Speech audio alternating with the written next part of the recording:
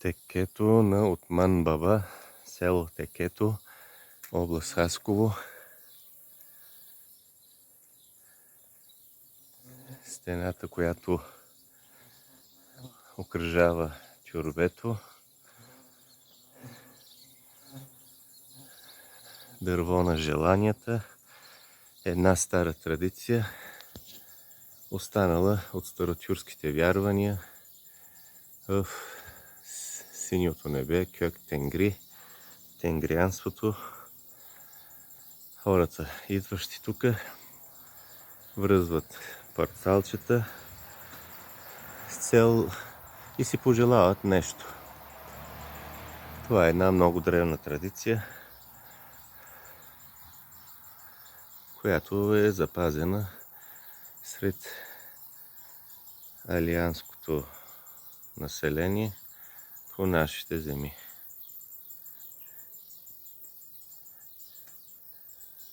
Дървото в случая е дрян.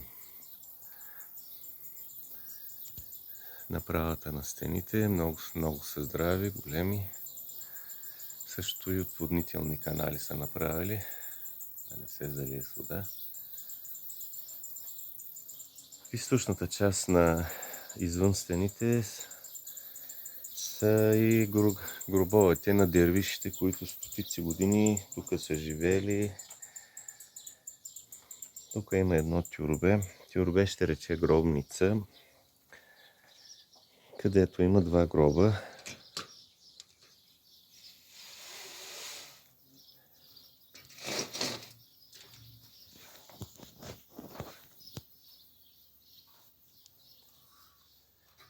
Народа възприема, че това са гробовете на Хасан и Хюсейн. Символични, естествено. Има и надгробен камък. Автентичен стар надгробен камък с запазен надпис. И съответно долу датата на смъртта на дервиша, който е погребан тук. Хората вярват, като че ако полегнат между тези два гроба, ще се изцелят от болести.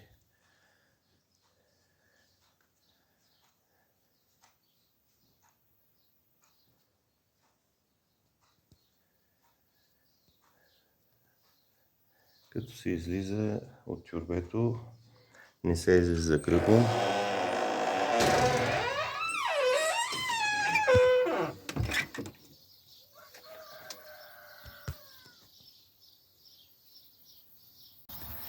На стената на тюрбето е залепена една плоча с надпис.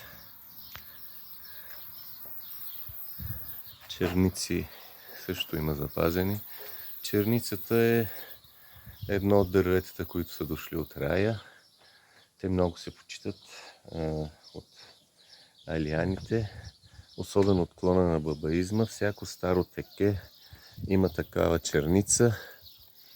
Нали, според легендата, Хаджи Бекташ Вели, на неговото теке има такава черница и той е казал, докато е жива тая черница, нали, ще е жива и тюркската държава. Те няколко такива държави имало в Анадолу тогава. От тази черница клон е взел и според легендата Сейд Али Султан или Казъл Дели, който я хвърля и тя пада до село Роса, Димотика, днешна Гърция, и там си основава своето теке. Тук са част от надгробията на дервишите, които не са открити. Вероятно под земята има и още. Пред тюрбето на Отман Баба е имало два хубави саркофага с мрамор, от мрамор направени с много добра украса, калиграфия с арабски там надписи и символични изображения. Те се съхраняват в музея на град Хасково. Тук едно парче от този саркофаг се е запазило.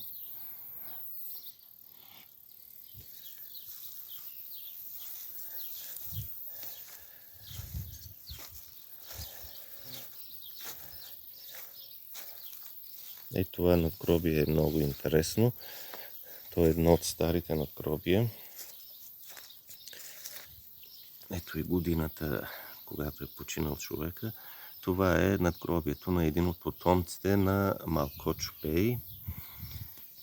Според историческите извори, тая династия, аристокрация османска на Малкоч Бей, те са поддържали, те са били последователи на Отман Баба и са участвали в изграждането на това теке. След малко ще видим колко е внушителна гробницата на Отман Баба. Има запазена от онова време джамия, имало е и чешма, но тя не е запазена, само възпоменателната плоча от тая чешма е запазена. Това е първата порта, през която трябва да минем.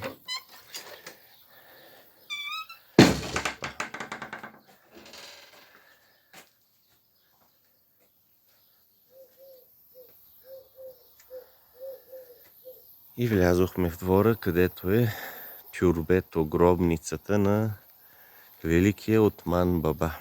Един от най-видните духовни там суфи учители, които са свързани с алианската традиция по българските земи.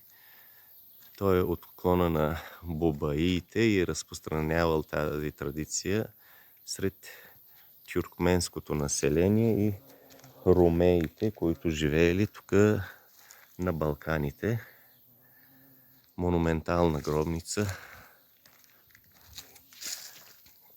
Доколкото съм чел, това е първата седемстенна гробница въобще в ислямския свят.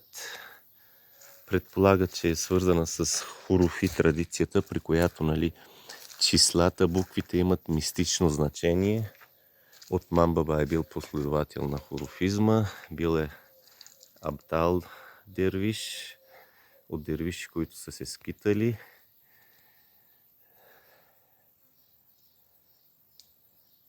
Има запазено негово житие, Велият намена Отман Баба, където се разказват за епизоди от неговия живот, от чудесата, които е правил.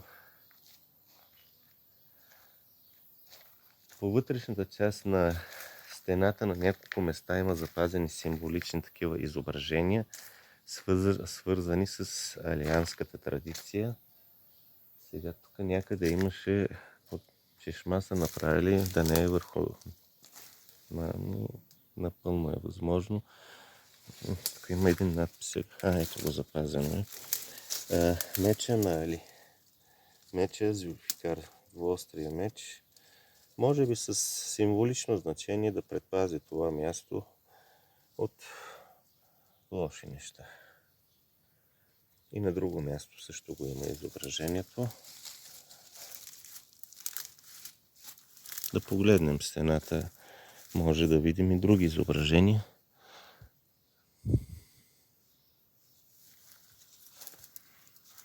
Самото тюрбе е построено 1507 година и от тогава то се е съхранило до наши дни. Така че имаме една много запазена средновековна религиозна архитектура. И тук има едно изображение, но много е ерозирало, някакво кръгче. Може да е било цвете някакво. Просто мистични символи. Тяхното значение в днешно време сме ги забравили.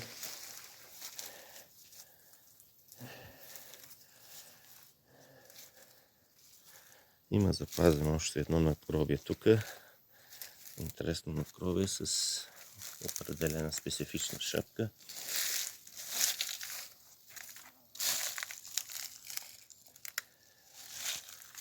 Тук вече до входната врата са най-интересните изображения. Цвете с 7 листенца.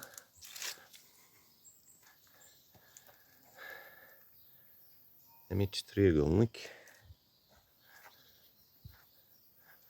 Тук е една плоча изразидана в стената. Доколкото помня, нали, от преводи, които съм чел, Мехмед го направи. В смисъл, предполага, че вероятно оградата, строителя, който е направил майстора, той си е записал името.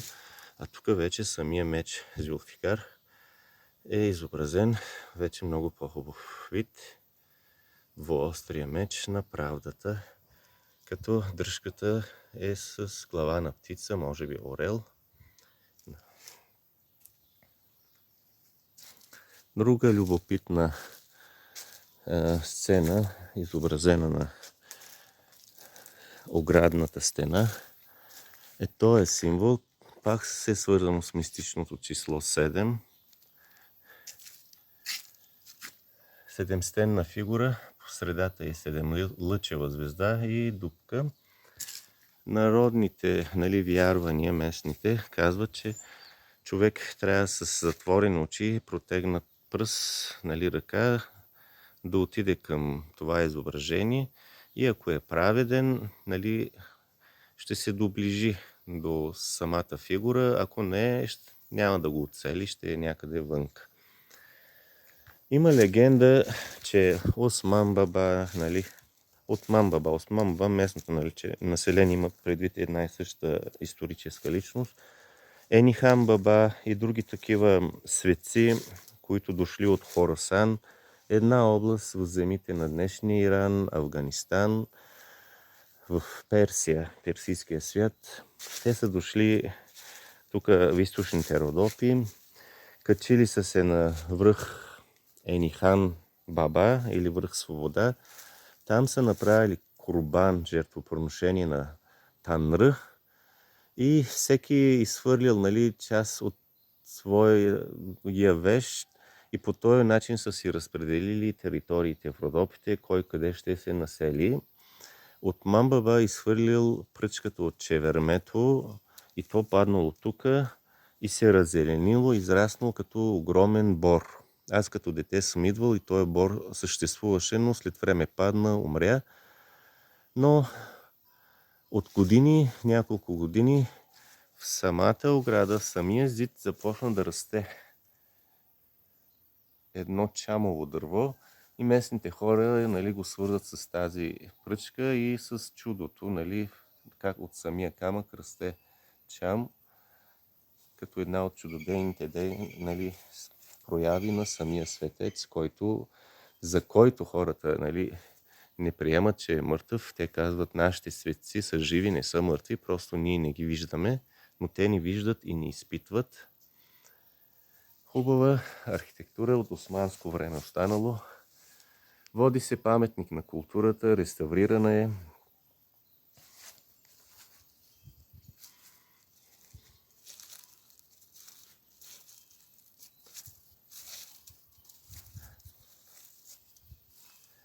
Да се върна към разказа.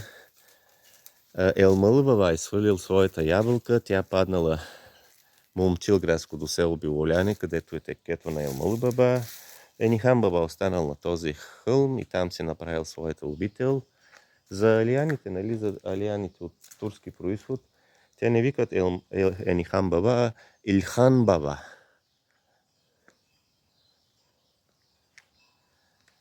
Колоните на това тюрбе, храм от мрамор. Една много интересна, нали, архитектурен елемент, спояването на каменните блокове с метални крепежни елементи. Тая традиция идва още от дълбока античност и тя помага, нали, да се задържат зидовете по време на земетресения, да е по-стабилно. Умни са били хората в древността и благодарение на тяхната мъдрост, опит, виждаме съхранени древни храмове. Самата врата, виждаме ориенталския стил, много интересно. Портата.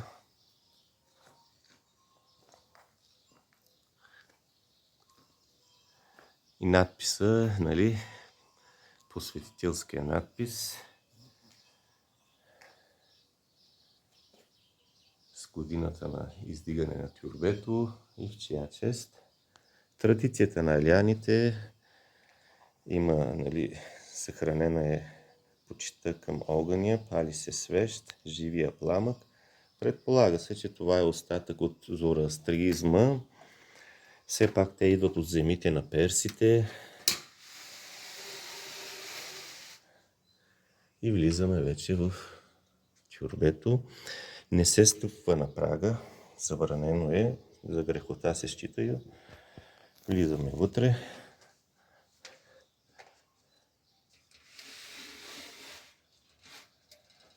На самата порта, вътрешната страна на скалата има изобразени розети.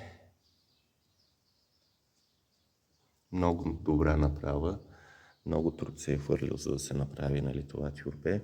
Хората много са го почитали от Мамбаба.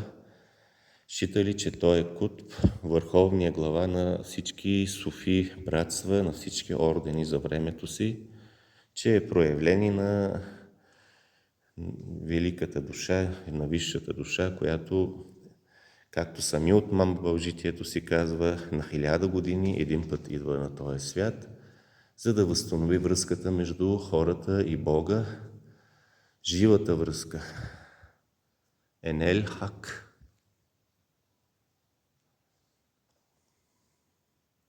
Елементи от вътрешността на тюрбето.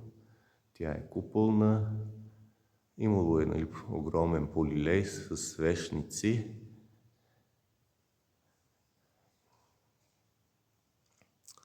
И виждаме османското лале, изобразено също на вътрешните прозорци.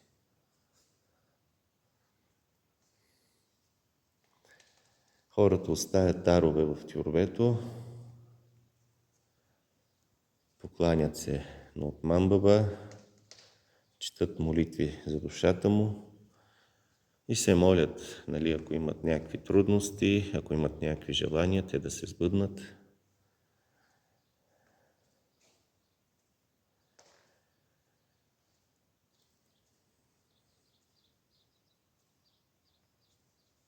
И надгробната плоча от Мамбаба, където пише, че с семейството си се е преселил от Хоросан, дошъл е по тези земи, помагал е на местните хора, те са го обикнали и приели неговата вяра и съответно кога е починал, всъщност той е живял 100 години, 1378 се е родил, 1478 е починал.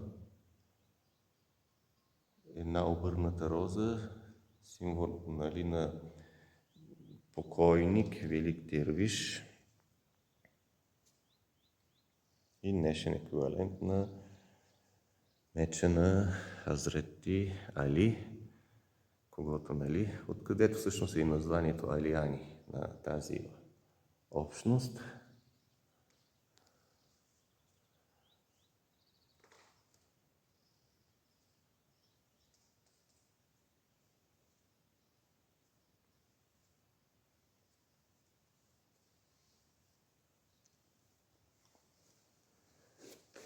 Едно прекрасно духовно място, спокойно е. Човек се освобождава от стреса, от всичко земно. Сами от Мамбаба целият му живот е бил отдаден на Бога, на Аллах. Животът му е бил в молитви, в нищета. Той се е движил, бил е от скитащите дервиши, Абдали Рум, из целите Балкани, Анадола. Доста места е обиколил.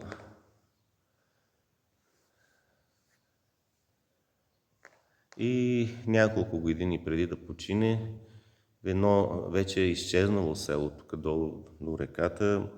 Той там се е заселил, живял 3 години и преди да умре е казал на дервишите си да го пренесат на хълма Хъзър Иляс и там да направят неговото тюрбе.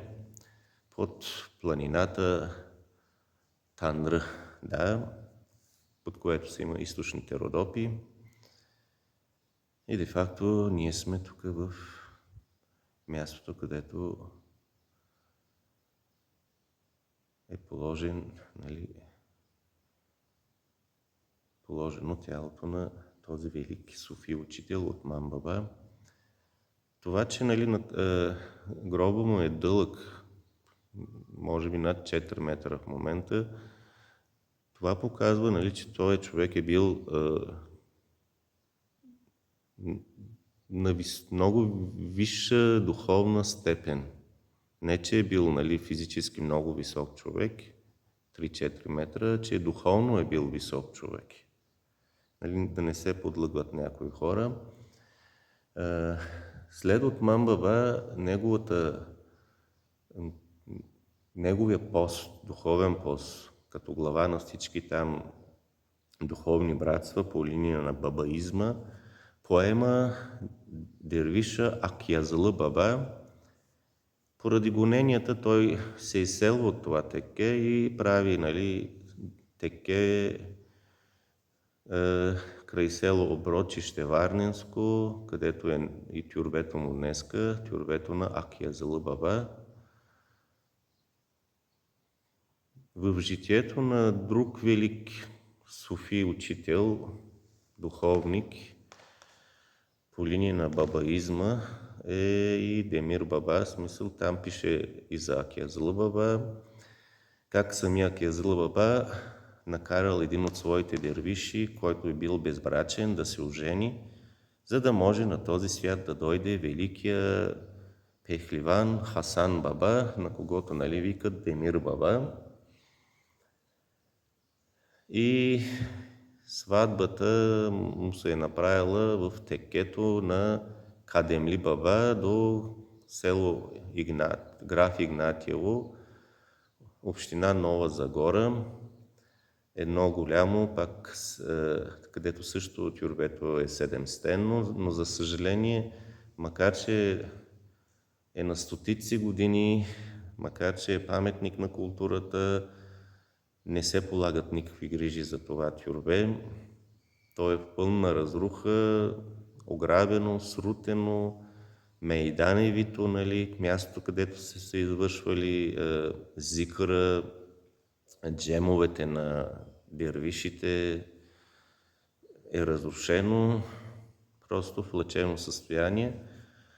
Но в житието на Демир Баба, велият немето му, се разказва и за Кадемли Баба, че бил много почитан, дори самия султан Сюлейман е бил негов духовен ученик.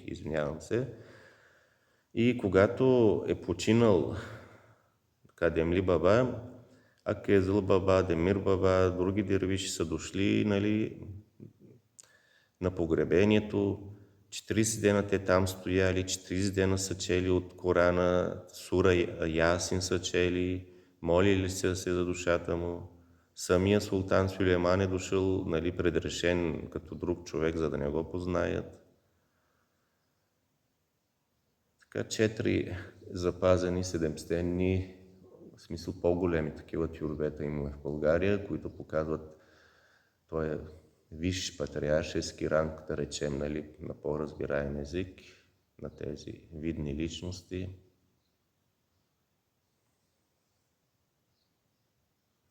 Сами от Мамбаба казва един цитат от Корана, където Аллах казва: който ме обича, и аз ще го обичам, който ме споменава, и аз ще го споменавам. И това всъщност е станала една от основните догми във всички суфи учения, братства, където се набляга повече на зикър, на споменаването на името на Аллах, дали с уста, дали вътрешно, дали колективно, дали самостоятелно, вече според разбиранията, защото много разбирания и възгледи има и в самия ислям, следствие на културните взаимодействия с народи, които възприемат исляма, и любовта. Те казват, това вече е по линия на шъците, Ако обичаш Бога и Бог ще те обичне, нали, те с сърцето си, с душата си изцяло го обичат и забравят просто за света, забравят за религиозните практики, правила. Те скъсват тая връзка, защото нали, правят една много по-силна духовна връзка с Аллах или Бога. За съжаление, нали, в днешно време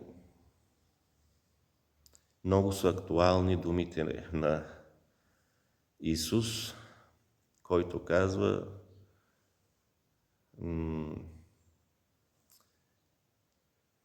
просто това са цитати от светите писания. Нали? В исляма за свещени книги се приемат псалмите на Давид, петокнижието на Моисей, Евангелието на Исус и естествено Корана, който идва чрез пророка Мухаммед, салаляху ассалям. Мога да сбъркам там някои цитати, но те всички са нали, от словата на Бога, на Аллах, вече изречени чрез неговите пророци, чрез неговите пратеници.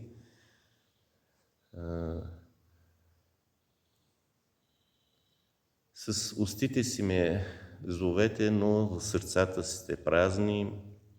Много хора казват Господи, Господи или Аллах, Аллах, но в сърцата си нямат вяра и това проличава от тяхното поведение, от техния начин на живот. Много изкуствено и механично е станало вече всичко. Няма тая искрена, истинска, дълбока вяра у хората, които нали, да поддържат тая живата връзка между човешката душа и неговия Създател, Бога. И всеки прави каквото си иска, угажда си, става роб на желанията си, на нефса си, мисли, че нали, след живота всичко свършва, като умре човек, затова да ядем, да пием, да се веселим. Но никоя религия нали, не учи такова нещо. Те всички казват, човек същината си е дух, безсмъртна душа, която идва на този свят за изпитания и чрез нали, действията си в този свят, той си спечелва вече мястото в духовния свят. Каквото посеем на този свят е нивата, това ще ожънем, нали, това ще ни сполети, това ще видим в вечния духовен свят, където ще отидем след като телата ни просто се износят, умрат, но това не значи, че съзнанието, душата, нали, безсмъртното ни начало ще загине. Просто ако човек не вярва в това, просто не вярва в Бога, колкото и да спомене. Да каже, аз съм мюсюлманин, аз съм християнин, аз съм будист, аз съм еди какъв си, но ти нямаш ли вяра в съществуването на Бог, че Той е реална сила, вечно съществуваща, която ни вижда, която знае, нали, дори самата ни мисъл, самите ни чувства, още преди да са се проявили. Ако не вярваме, че има и други духовни същности, същества, които наричаме ангели или демонични същества, които нямат физически тела, те са само духовни, с духовни тела, но много силно влияят на нашия свят, на нашия живот. Ако не приемаме свещените книги, нали, които самия Аллах, Бог ни е изпратил чрез многобройните си хиляди пророци, чрез различните епохи, които ни учат да бъдем добродетелни, смирени, да се развиваме, да бъдем мъдри, да бъдем справедливи, да не крадем, да не лъжим, да не посягаме на хората. И ако не вярваме, че има нали, живот след смъртта на физическото тяло, където ние ще се изправим пред великия съд на съвестта, на действията си, сиреч каквото направим на този свят, пред това ще се изправим в ония свят. Просто ние, ако не ги приемаме тези неща, значи не сме вярващи хора, значи не сме просто религиозни.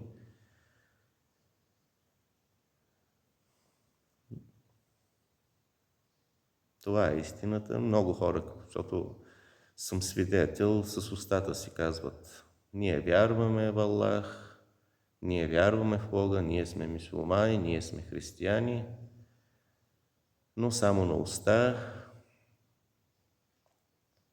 Ако не се подготвите, в смисъл, за това, което ви очаква след смъртта, има си литература, има си свещени писания, има си духовници. Човек, който е с пробудена душа, нали, може да търси, да намери. Търси и ще намериш, е казано. Днешните хора, нали, в мнозинството си, не всички, има и вярващи все пак, но за съжаление все по-малко са. За тях са много актуални думите, изречени преди 2000 години, пак от самия Исус, който казва за едни духовници от неговото си време: вие сте като варосвани гробници. Отвънка сте бели, хубави, така помпозни, красиви, но отвътре сте едни разложени трупове на, нали, мръсотия. И днешният материален човек е същия. Мисли, че физическото му тяло е неговата истинска същност. Гледа да заволи само физическите си нужди, да му е охолно, ако ще и да прегази хората, ако ще и да лъже, ако ще и да краде. Но по този начин човек си унищожава душата и бъдещия живот и си създава много, много тежък, в смисъл, живот в духовния свят. После и да съжалява, вече няма какво да се направи, защото човек всеки ще сърба, нали, по парата, която се е надробил. Затова, ако е разумен човек, приживе, ще се труди и за ония свят, и за развитието на духа си. Трябва да има баланс между духовното и физическото, между материалното. Не трябва да отива човек в крайности. Трябва да следва златната пътека, където се вика. Да се вслуша, нали, в ученията на тези велики суфи учители, на светците, нали, на словата на Аллах в светите писания, където много ясно е казано всичко.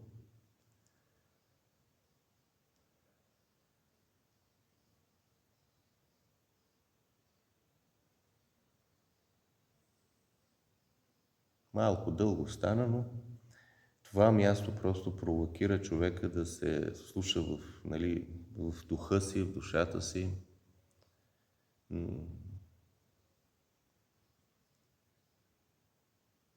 Светостта, която, нали, бликва от този гроб, той е като един светилник, докосва всеки човек, който идва тук, всяка душа, изцелява духовните рани и възвръща човека към истинската му същност, към вярата, към сърцето му, пътя на сърцето, пътя на любовта. Това е, нали, истинския път. Самият Мамба в своите изложение също го подчертава.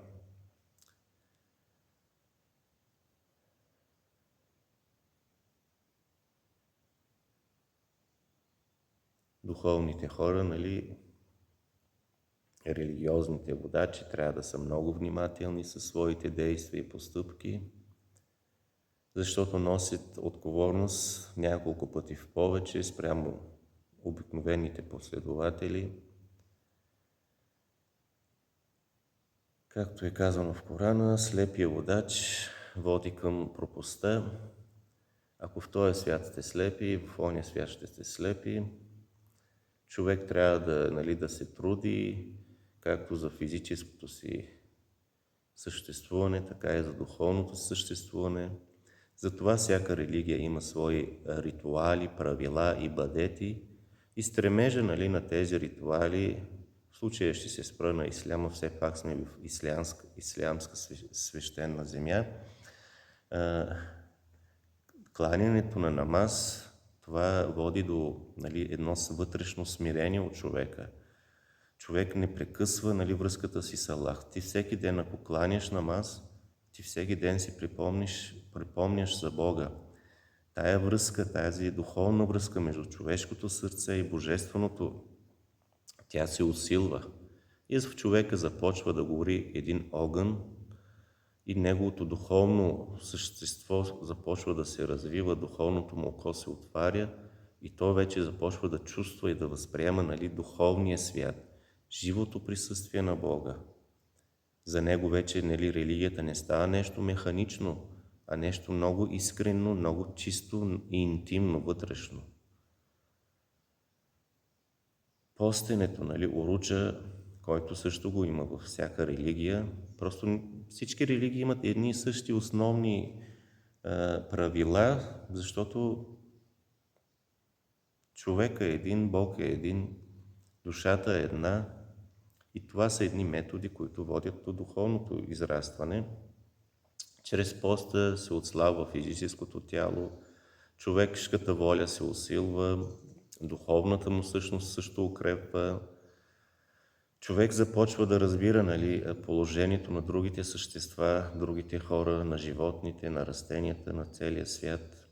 Защото светът е един общ организъм. Ако направим вреда на другите, рано или късно тая вреда ще дойде и при нас. Затова в исляма се казва: не насилвай никого, не прави вреда на никого. Ако нараниш един човек, ти си наранил всички хора. Ти де-факто си дигнал ръка срещу Създателя. Бог е създал всичко. За всяко творение ние трябва да видим ръката на Бога. За всеки човек, за всяко животно, за всяка скала, дърво. Това е създадено от самия Бог. И ние трябва да имаме една святост, една почит към всичко. Не към самата материална увивка, а към същността, която е създала това нещо, към Бога. Както е казал Юнус Емре: аз обичам творенията заради Твореца.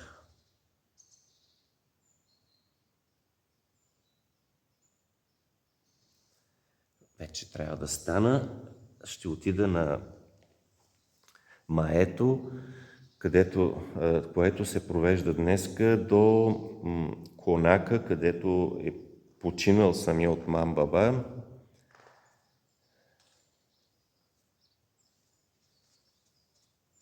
Обръщаме гръб, излизаме с лице и поклон. Сега вратата да я затворим.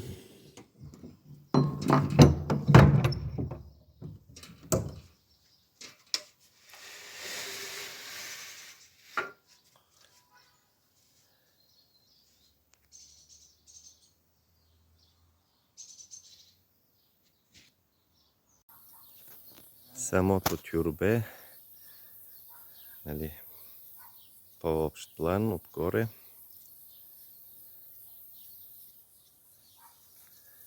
Тук над тюрбето има една постройка, хотел. Страни от него има една пътечка, която води към хълма горе. Там има много интересни скално-култов комплекс от времето на траките. Едни изсичания в скалата, шарапана, една плоска скала и един камък, черния камък, му викат хората, с лъбнатина, където се събира вода. Те са се възприели от местните аляни, почитат мястото, вярват, че тая шарапана е направена от Отман Баба. Там си измил своята хърка или расо, дервишката си там дреха. Има стъпки, форма на стъпки на кон на човешки крак, и те вярват, че това са стъпките на Отман Баба и на неговия кон. Лежат на един камък, пак свързан с изпитания. Интересна е аналогията между текето на Демир Баба и Отман Баба. Същите тези елементи, които тук показах, има под някаква форма и в текето на Демир Баба. край село Свещари, северо-источна България. И там има една скала на стената с изображения. Там също се правят, нали, очите на вещицата. Също има една скала залепено за тюрбето, където хората лежат. Има места за вързване на панделки и дървета на желанията и прочее. Да се върна към култовия комплекс, който е горе на хълмчето. На 6 май са отивали там бездетните жени и са връзвали, нали, по дърветата панделки с желание да им се роди дете. Това е една много стара традиция, която се среща сред много народи и сред славянския свят също.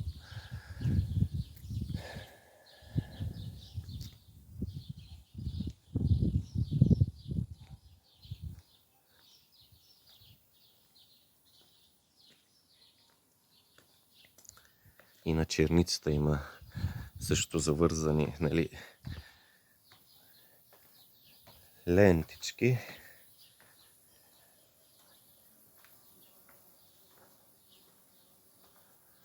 Една много древна, хилядолетна, много хилядигодишна традиция, която се е съхранила до наши дни.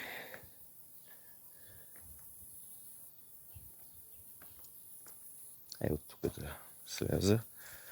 Тук долу е комплекса, тук се правят курбани, тук се прави маято на самия от Мамбава, който, нали, мина